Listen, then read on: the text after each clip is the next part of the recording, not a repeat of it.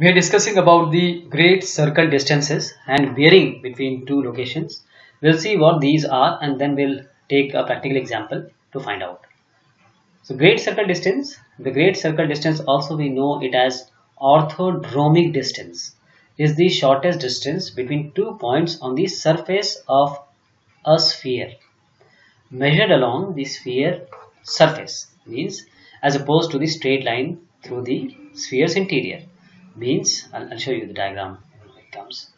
Let me explain you here. If these are 2 points, this can be one distance and this can be another distance. Okay, this can be another distance. So we are interested in this distance, means the curved distance. This is the great circle distance, not the interior one. So the distance between 2 points in Euclidean space is the length of the straight line between them. But on the spheres, there are no straight lines. In non-Euclidean geometry, straight lines are replaced by the geodesics. Geo means earth. Geodesics on the sphere are the great circles, the circle on the sphere, whose center will coincide with the center of the sphere. So through any 2 points on a sphere that are not directly opposite to each other like this, there is a unique great circle always. So the 2 points separate the great circle into two arcs. The length of the shorter arc is the great circle distance between them. So a great circle endowed with such a distance is also known as Riemannian circle. So between 2 points which are directly opposite to each other, call them as antipodal points. There are infinitely many great circles, but all great circles are between antipodal points have the same length, that is the half the circumference of the circle, or pi r, where r is the radius of the sphere. Now the earth is nearly spherical, or we can assume it to be spherical with some spheroid. So great circle distance formula gave the distance between 2 points on the surface of the earth correct to within 0.5% or so. This is a diagram illustrating the great circle distance, which are given in the these points are blue, and this red line is the great circle distance between P and Q. These are 2 points. These are two antipodal points, these U and V, which lies, you can say, on an equator exactly opposite to each other. So what are the formulas? Phi 1 lambda 1, phi 2 lambda 2. This is the convention. We can take any other. We'll see in the example. We'll take some other symbols. Phi 1 lambda 1, phi 2 lambda 2. Let this be the geographical latitude and longitude of 2 points 1 and 2. Phi 1 lambda 1, they are the angles. So this delta phi and delta lambda means the phi 2 minus phi 1, and then the lambda 2 minus lambda 1. These are the absolute differences. Then this delta sigma, the central angle between them, is given by the spherical law of cosines. This is the cosine, arc cos, sine phi 1, sine phi 2 plus cos phi 1, cos phi 2. This is cos delta lambda. And the distance d, that is the arc length, for a sphere of radius r, and this delta, if you say gamma, then in radians it is given by d equal to r into delta theta. This is just like an arc, you know. This L is equal to r theta. So this is theta, this is L, and this is L and this is your r, because this is the radius. So L will be equal to r theta. So we are interested in L, we multiply r with this theta, right? Because this theta has to be in the radians. So this is how we can find out. Okay, this is our delta gamma, and by finding the delta gamma, we can find the distance of the P and Q, because this is the whole distance which we want to find out.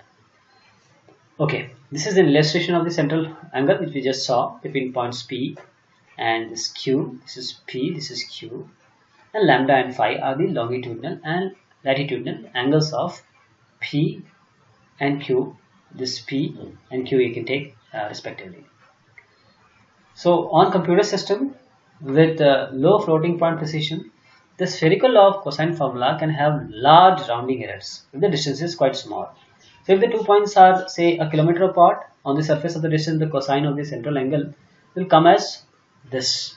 How many 9s after 0? But for modern 64-bit floating point numbers, The spherical law of cosine formula gives this does not have serious surrounding errors for distances larger than few kilometers on the surface of the earth. So the Haversine formula is numerically better condition for small distance. Small distance means say from 0 to 10 kilometer. So this is given here. This delta gamma will be given by 2 arc sine under root sine square lambda phi by 2 plus cos phi 1 dot cos phi 2 dot sine square lambda delta lambda by 2 and phi and lambda as previously discussed, they remain same. Historically, the use of this formula was simplified by the availability of the table for Haversine function. We have the Haversine function. So half theta is nothing but the sine square theta by 2. This formula is accurate for most distance on a sphere. It too suffers from rounding errors for the special, that is unusual case of antipodal points, that is opposite end of the sphere.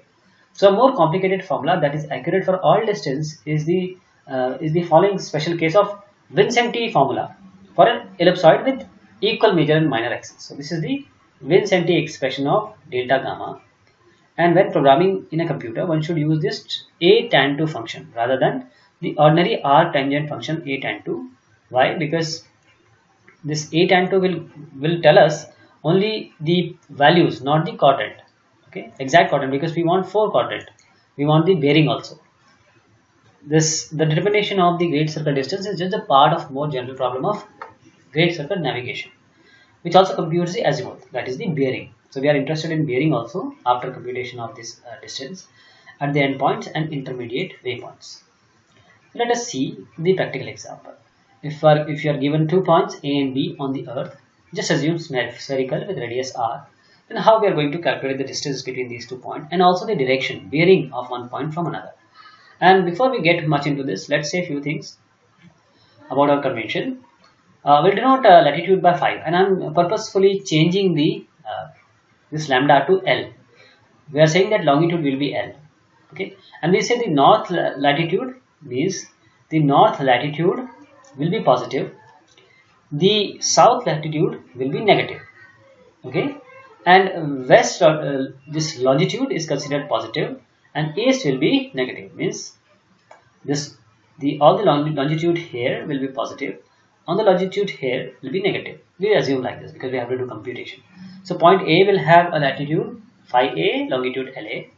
Point B will have a latitude phi B and longitude LB, as opposed to what we have traditionally thought that it will be lambda A and lambda B, but we have just changed it just to let you know that we can change it also. So distance will be noted by capital D and bearing by beta. Bearing by beta. So bearing will be measured. Bearing is the angle with respect to true north. So bearing goes like this. If you are here, bearing is this is true north. Bearing is this angle. If you are here, bearing is this angle. If you are here, bearing will be this angle. So it will vary 90 degree, 180 degree, 270 degree, and again 360 degree or 0 degree. So bearing will be measured eastward from north. Eastward from north, like this, which I just explained. For example, bearing of 0 is north, bearing of east is 90, south is 180 degree, and west is indicated by, you can use 270 or you can use also minus 90.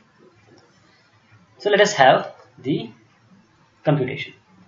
We have cos theta, we have to compute, as we just saw our cos in the previous discussion.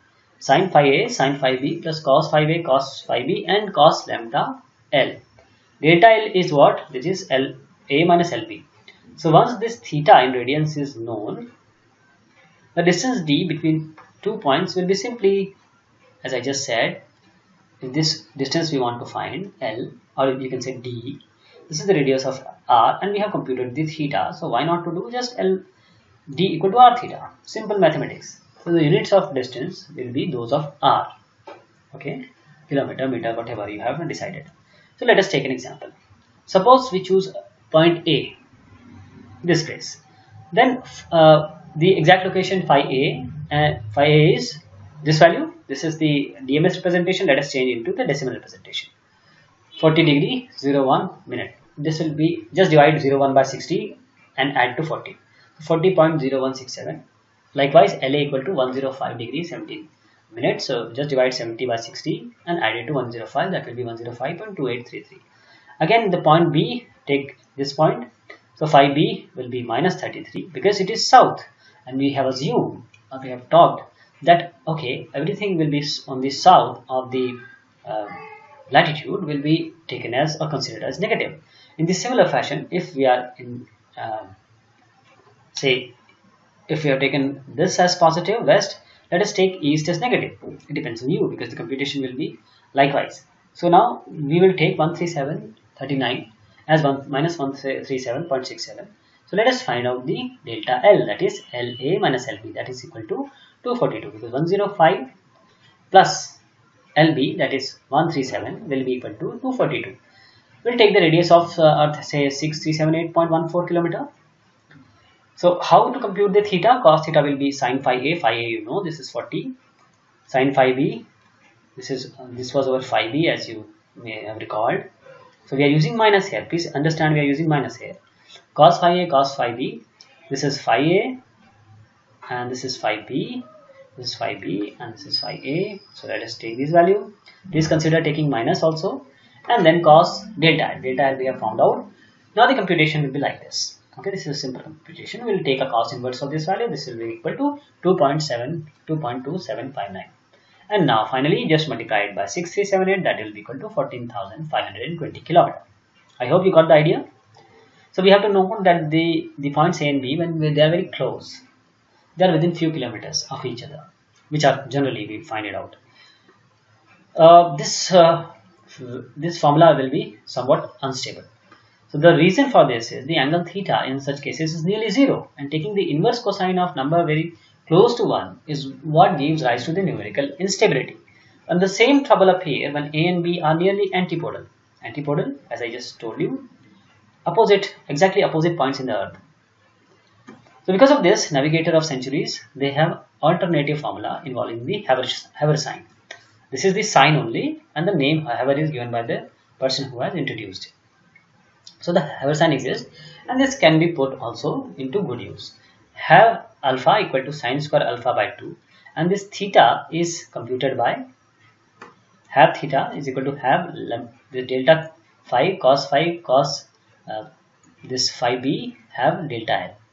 So this delta phi is difference in latitude, and theta is known. Then again you can compute d is equal to r theta. So this is the simple Haber sign formula you can use.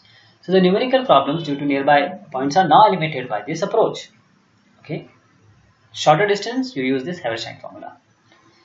Now let us go to the bearing. Bearing of 2 point. We want to calculate S and C. What is this S? S is cos phi b sin delta L. C is cos phi a sin b minus sin phi a cos b cos delta L. Because we want to calculate the bearing of point B as seen by A. What is the bearing? Means the angle with the true north. So the bearing of A will be nothing but B equal to tan inverse S by C. Tan inverse S by C. And please don't ever use this formula. Why? Because it won't resolve the quadrant B. You know that quadrant B, because we want 4 quadrants for bearing. And if C is 0, there will be a big trouble. It will be undefined. So instead of taking an arctangent, we have a function called a tan 2, which is available in most programming languages, and it will give you the exact quadrant also. So you use a tan 2 S comma C, and the beta value will be here. This is your bearing value. So let us find out the value as in the previous sections. Say we have to calculate S and C. S is cos phi b sin delta L. C is cos phi a sin phi b minus sin phi a cos phi b cos delta L. Now we are going to the computation of S and C, and we'll take a tan 2 of S comma C. But the values we have taken from the earlier example we have just talked about. So these values we have already found out. Let us take S and then the C. This is the C value. And once this is found out, this is the C value. And now only thing remaining is a tan 2 of these two values S and C. And this is 255.976. So it will be somewhere here, somewhere near to this 270. This is the angle. This is the angle. Okay. So this whole angle is 255.96. Okay. If we have used tan inverse S by C, we have gotten 75.96, which is not even the right quadrant. Okay. And one more point. there is in general, no simple relationship between bearing B as seen from A and bearing A as seen from B. So in particular, it is almost never the case that the two bearings differ by 180 degree. One might naively expect. This means that if both bearings are needed, you really have no other option than to slog through the formula twice. For example, if we have just calculated this bearing from A to B, and if you do it for the other case, okay, we find the bearing this value, and the difference of these two is 167.61. From A to B, it is 255.96. From B to A, it is 63.57. So this was about the great circle distance in bearing. Thank you so much. Take care.